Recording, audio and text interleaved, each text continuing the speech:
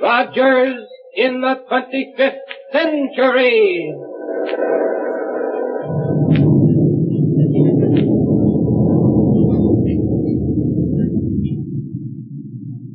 Buck Rogers is on the air, brought to you by the makers of Popsicle, Fudgicle, and Creamsicle, those delicious frozen confections on a stick. And now a message from the famous winner of the Typical American Boy contest, Popsicle Pete. Say, kids, can you imagine this? You get wonderful free presents for doing something you want to do anyway. Look, when you eat a swell popsicle, fudgicle, or creamsicle, you save the bags and get your pick of keen gifts. Listen to these. A movie camera, skates, table tennis, sleeping doll, jewelry, hundreds of gifts. And they're wonderful gifts, too. Get yourself a popsicle gift list. It tells all the things you can get and how many bags you need. And it's got a free coupon on it worth 10 bags. You get it at your ice cream store free. Take along a nickel and have a swell popsicle or fudgicle or creamsicle on a handy stick. Are they good? So refreshing. And good for you. Mother knows that. They're made fresh every day by the best ice cream manufacturers in town. And boy, do they last. The biggest nickel's worth anywhere. Say, don't forget to save the bags for gifts. Now, let's see.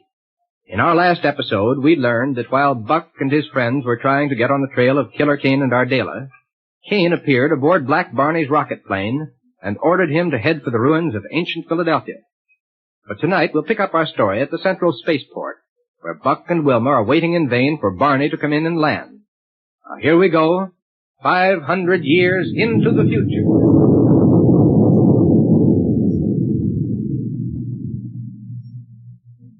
Doggone it, Wilma. I certainly wish Black Barney would hurry up and get here. I know it, Buck. It was over an hour ago that he radioed Dr. Hewitt that he was on his way in. Yeah. I don't suppose something could have happened to him, do you? Thinking of that new Gyro cosmic relativator aboard his ship? Uh-huh. Think it may have gone wrong somehow and thrown his ship out of control? No, he'd have radioed for help. He's probably just taking his time somewhere out there in space, giving that relativator a real tryout. Dr. Hewitt told him we need that ship in a hurry, though. Yeah, that's true. And I have a battle cruiser here all ready to have the relativator transferred to it. See it over there? Oh, I wondered why that ship was out of the hangar. Well equipped for a chase after Kane and Ardela? Yes, sir. Rocket guns, a long-range disintegrator, one-way energy projector, all sorts of stuff. Even a gas analyzer that'll let us pick up and follow a rocket trail. Good. And it'll have a gyro cosmic relativator when Barney gets it back here to us. Say, if necessary, we could start without it. What? Sure. Barney must have left a rocket trail when he took off from here. Yes. Well, we can follow it up to where he is and board his ship out in space.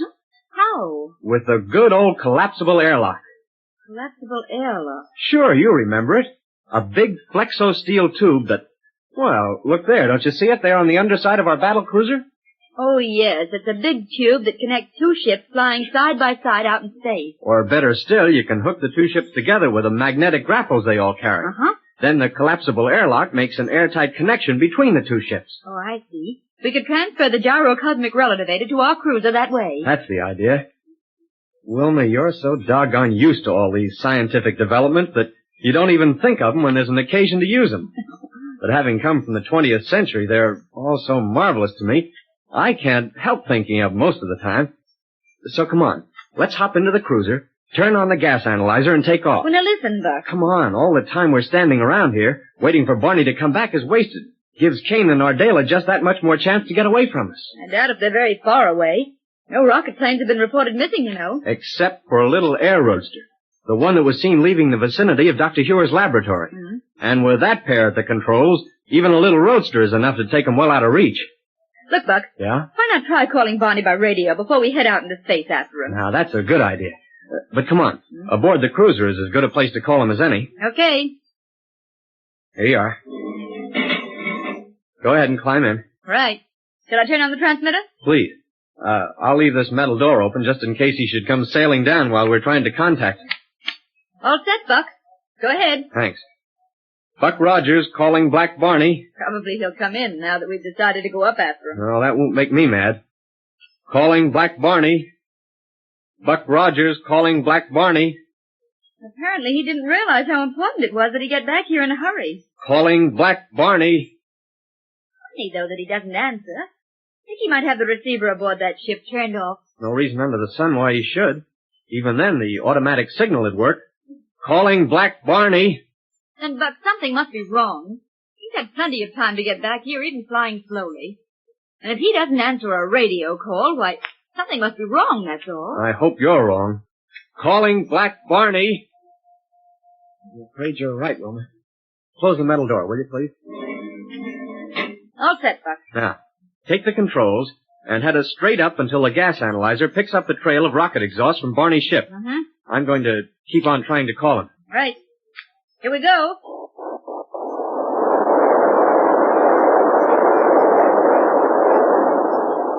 Now, don't be afraid to use plenty of power, Wilma, and swing us around in a wide circle as soon as we get some altitude.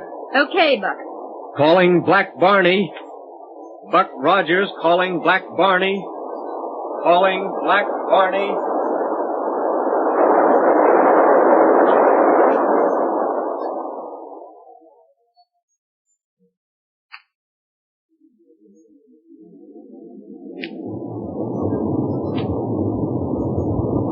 Calling Black Barney. Buck Rogers calling Black Barney. Listen here now to me, Kane. You gotta let me answer that radio call. Shut up, Barney. And don't make any move toward that transmitter. Please let him answer, Mr. Kane. Be quiet, Willie. Buck Rogers calling Black Barney. Well, I guess it's no use, Will. But don't you see, Kane? They don't know where I'm at. They might even be thinking I run off with a rocket ship.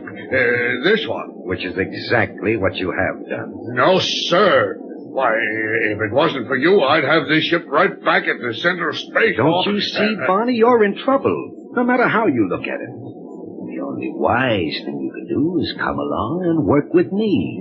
No, sir. There ain't nobody or nothing that can make me do it. We'll see about that later. Watch your navigation now. We're ready to land. Okay. You see there? There are the ruins of ancient Philadelphia just ahead of us. Hey, that must have been a pretty big city. Never mind about that. Barney, you see that rocket roadster parked over there to the left? Yeah? Well, drop us down right beside it. And land easily so the rocket blast won't scorch up the entire countryside. Hey, you trying to tell me how I should order land a rocket ship? Now hang on. I'm going to cut the power. And coast down from here? Yeah. Turn on that power, Barney. If you drop this far, we'll crack up. No, we can coast down from here easy. Turn on that power, you fool. Turn it on. Okay. There you are. Just as nice a landing as you could want. See, Mr. Kane? He told you he could do it. That's the Gyro Relativator. That's what kept us from crashing. You mean I didn't do a nice landing? Yes, I can see that instrument will be of real value to us. All right, Barney. Yeah? Open the door. Sure. Well, if it isn't my old friend Black Bonnet. Huh? Adela. And Willie. Well, what a surprise this is. Willie, I don't like this. No, sir. No, sir. Why, Barney, how can you say Hold it, such- Adela. You've got work to do. Okay, what's on your mind, if any? Did you break into Hero's laboratory as I told you to? Absolutely. How about the scientific instrument I told you to bring along? You mean the Don't name it. The point is, did you get it? Sure. It's right there beside the rocket roadster. That big package there. Then, Barney, Yeah? go over there and get that package and put it aboard the ship. Well, now, listen, Kane. Go ahead, Barney, and make it fast. Okay. Only you don't need to be tough about it. Willie, Yes, sir? in on the control table of this ship, you'll find some scraps of paper. Get me one of them. What kind of paper? Go ahead, get going. Yes, sir. I'll get it.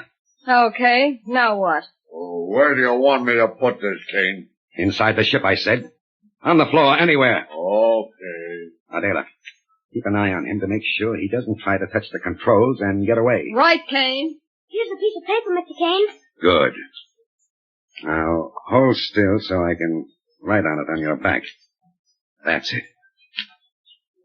Now what, Kane? Just keep your eye on Barney for a minute until I finish this. Okay. There, that'll do it. Now, Willie, Yes, sir? your job is to deliver this note to Captain Buck Rogers in Niagara. You can fly over in that little rocket roadster. And I want you to make time, you understand? All alone? You can fly that roadster, can't you? Sure, I guess so, but I don't think I know the way to Niagara. Then find your way. But how about Mr. Barney? Never mind about Barney. Get going with that note for Captain Rogers. Oh, now listen, Mr. Kane. Get out of here before All right, I'll go. Well, that's that. Adela. Yeah? Didn't leave anything of value in that roadster, did you? Nope. All the weapons I brought along are right here. Good. Now, let me into that control seat. Are we taking off? Just as soon as little Willie gets started back toward Niagara. Willie? Niagara? Look through this window, Barney, and you'll see that he's about to take off in the air roadster. But he can't run that ship, Kane. He'll crack up. He'd better not. He's taking a message to Buck Rogers. There he goes. Kane, I tell you, the boy can't fly. And here we go.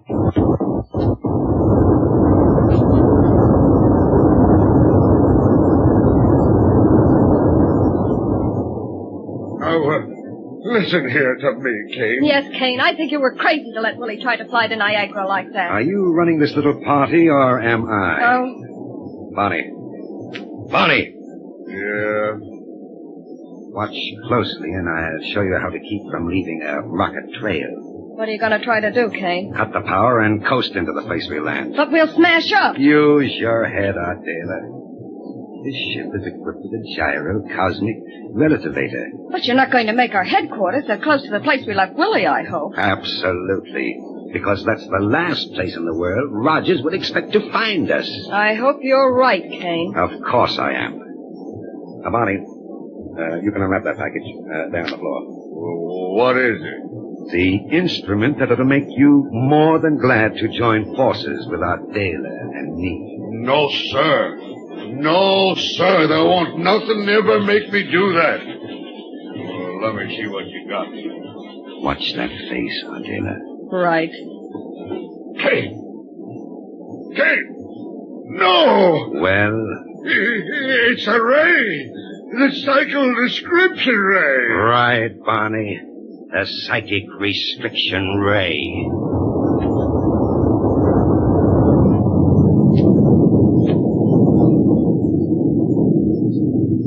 Yes, I'm afraid that although it won't hurt Barney, that ray will make him perfectly willing to do whatever Kane says.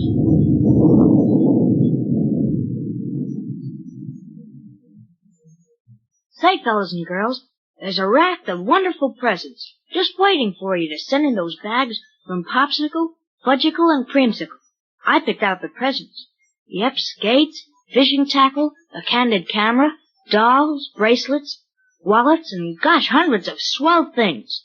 Get your friends to help you save bags. The more you save, the better presents you get. And don't forget, a valuable gift bag is wrapped around every single Popsicle, Creamsicle, and Fudgicle. Now make today Fudgicle Day. What a treat. Real creamy chocolate fudge frozen on a handy stick. Only 5 cents for a big one. Full of energy, too. Good for your bones and teeth. Each one is as rich in milk solids as a glass of milk. It's delicious. Save bags for gifts every day. Don't forget.